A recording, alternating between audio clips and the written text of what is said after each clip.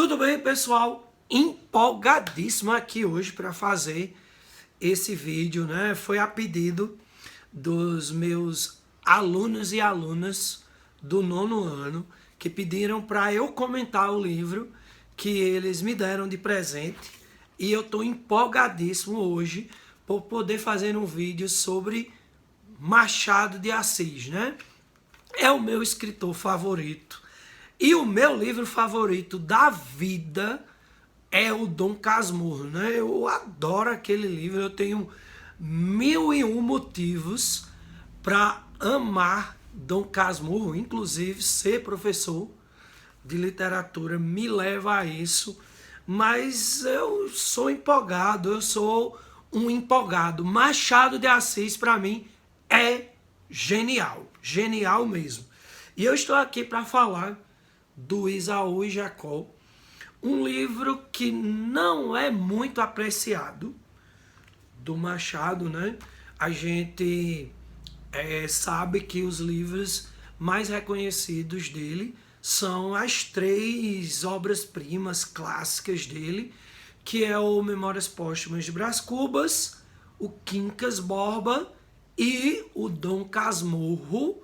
Mas eu tô aqui para falar do livro que veio logo após o Dom Casmurro, né? 4 anos após o Dom Casmurro, esse livro, Esaú e Jacó, que foi lançado ali no ano de 1904. Ou seja, um livro que está fazendo 124 anos e é um livro que parece mais atual hoje até do que na época, né? Ou é atual para mim o tanto quanto era atual na época. O que eu posso comentar inicialmente sobre esse livro é que dos livros que eu já li de Machado de Assis, só não havia lido esse e o Memorial Aires, que é o livro que vem após esse. Todos os outros do Machado de Assis eu li. Esse é, para mim, o livro mais melancólico dele, né? E também o livro, talvez o livro mais maduro, vamos dizer assim. Não o melhor, mas o livro mais maduro dele também, dos que eu li, o mais melancólico. Esse vídeo ele vai se parecer muito mais um resumo, né? É algo que eu faço em sala de aula do que uma análise crítica sobre essa obra-prima de Machado de Assis. É um livro clássico e também vou adiantando, viu? É outra obra-prima do Machado. Eu amei, adorei esse livro. Vou tentar rebater algumas críticas que algumas pessoas fazem ao livro, né?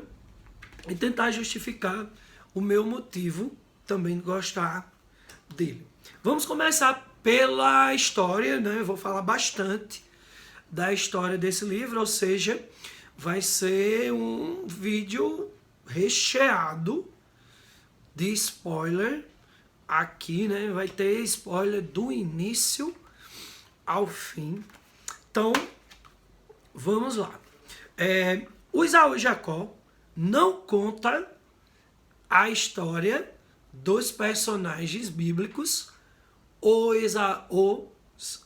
Esaú e Jacó, como está na capa do livro, mas vai contar a história de 2 irmãos gêmeos, sim. Só que aqui os irmãos gêmeos são outros irmãos ou outros nomes bíblicos, que no caso são o Paulo e o Pedro. Eles são 2 irmãos gêmeos, ou seja, inicialmente o livro já vai remeter diretamente aos 2 irmãos do Milton Ratum.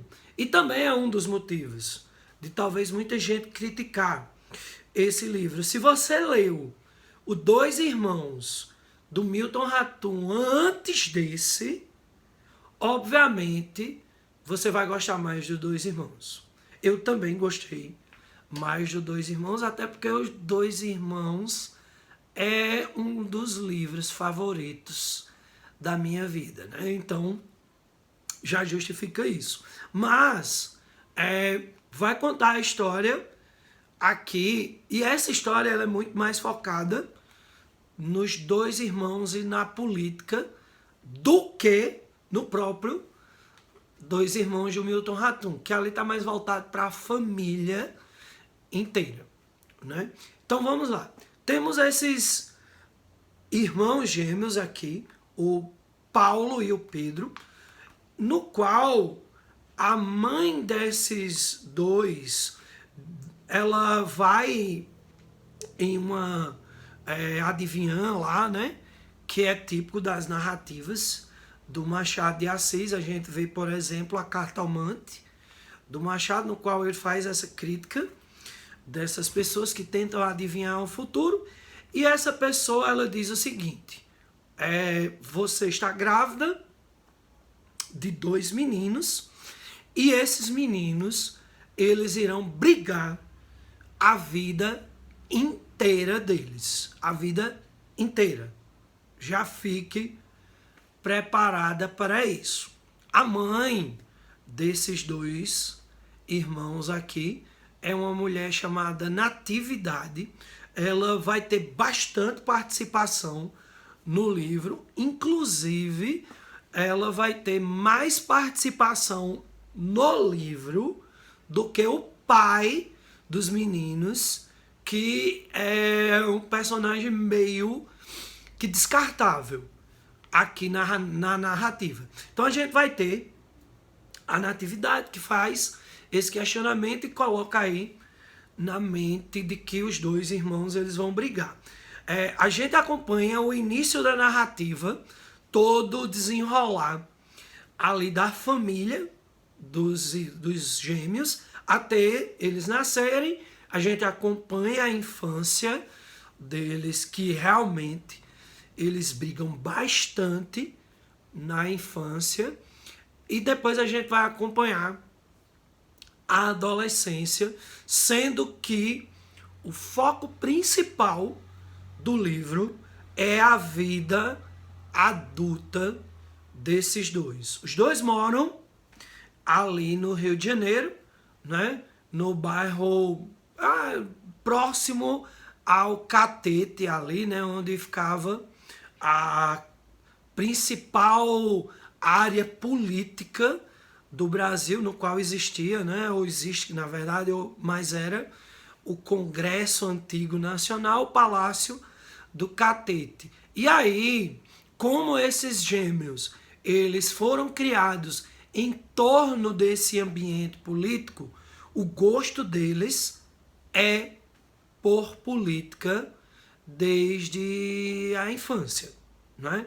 Crescendo, obviamente, na adolescência. A gente vai ter aqui no livro o Paulo como um grande entusiasta pela República que está chegando, e o Pedro como um defensor ferrenho da manutenção da monarquia.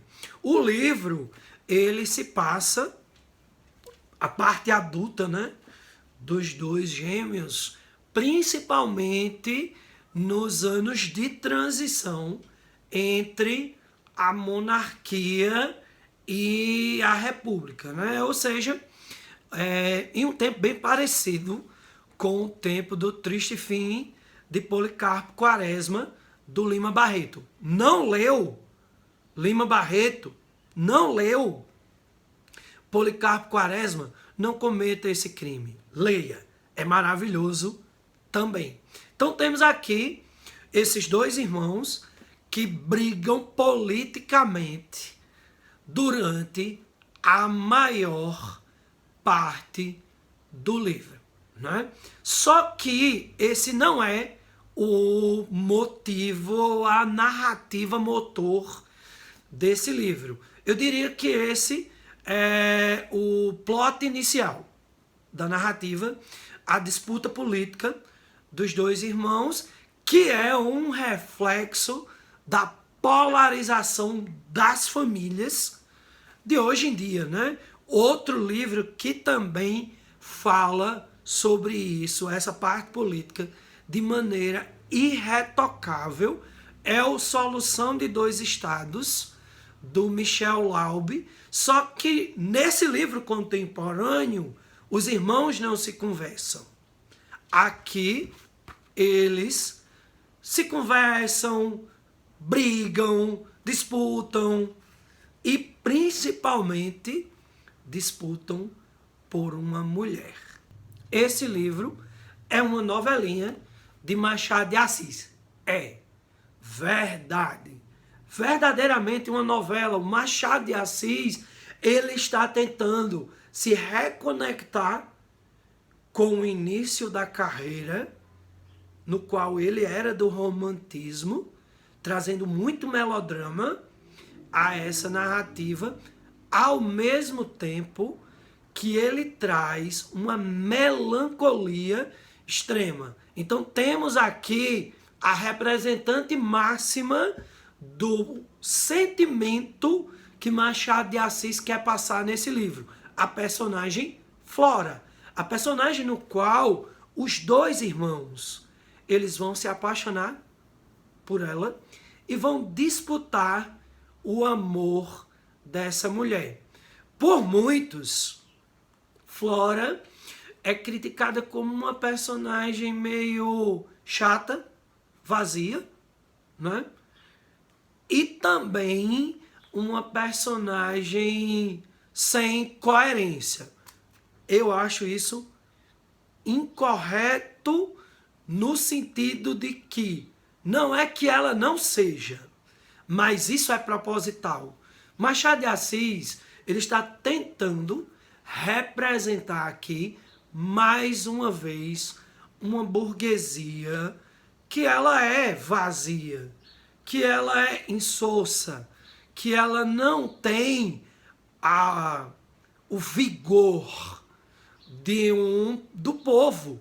É a qualidade que Machado de Assis prezava, que a burguesia não tinha. Então ele retrata isso muito bem nos livros. Obviamente, você tem uma personagem como Capitu no livro anterior, como Dom Casmurro, e você quiser comparar a Flora, aí é uma comparação injusta, né? Capitu talvez seja a melhor personagem feminina da história da literatura brasileira. Ou seja, é uma comparação injusta. Flora, ela é indecisa. Ela não sabe com qual dos dois ela quer ficar. E aí o livro se arrasta nesse triângulo amoroso, mas também a gente entende a Flora como um simbolismo à política e aos ideais brasileiros. Os dois irmãos estão divididos. Os dois irmãos querem lutar, né? Então, a Flora pode ser não só um simbolismo da política, da estrutura política, mas ela representa também o simbolismo do próprio Brasil, a Flora brasileira, a Flora do Brasil, o país. E os dois lados brigando pelo país, que o país não consegue se decidir por qual lado ele queria ir naquele momento e também não hoje. Então, Machado de Assis é genial. Quando o pessoal diz, ele é um bruxo, parece que ele estava adivinhando o futuro. É um livro incrível. Porque Dois Irmãos talvez seja melhor. Ou é melhor. Dois Irmãos é um livro mais divertido. Apesar de também ser pessimista e bastante melancólico. Mas Dois Irmãos é um livro divertido no sentido de que Milton Ratum usa estratégias que são ligadas ao hoje.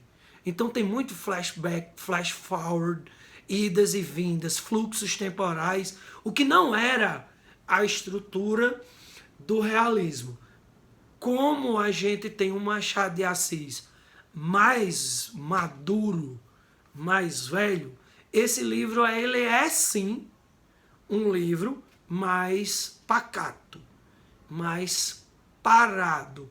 Ele não é aquele livro pulsante do começo da carreira do Machado de Assis ou do auge da carreira do Machado de Assis, como suas obras-primas, Memórias Póstumas de Brás Cubas e o Dom Casmurro.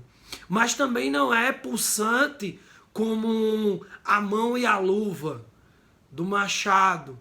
Ele é um livro mais parado, mais pacato.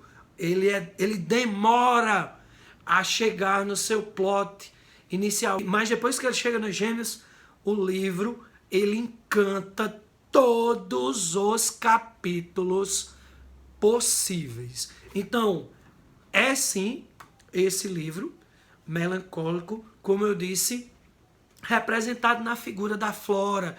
É triste o final dela. Ela morre e deixa os dois irmãos. Então, o Machado, ele representa o sentimento que ele estava sentindo naquele momento. A esposa dele estava muito doente enquanto ele escrevia esse livro. Ela falece após a escrita, mas antes dele fazer a revisão final do livro.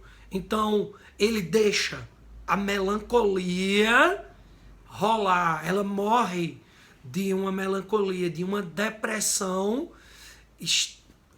esmagadora.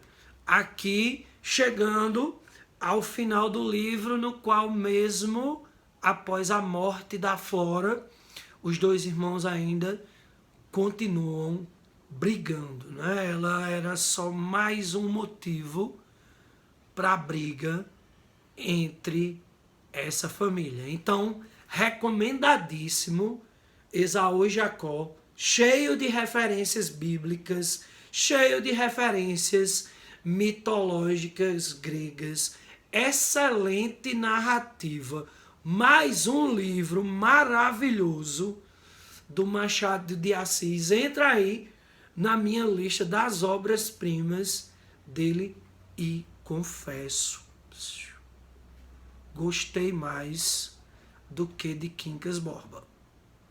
Perde para Dom Casmurro e Brás Cubas, mas ainda é melhor do que Quincas Borba para mim. Tchau vocês, espero poder fazer outro vídeo de Machado de Assis logo logo. Valeu e até o próximo vídeo.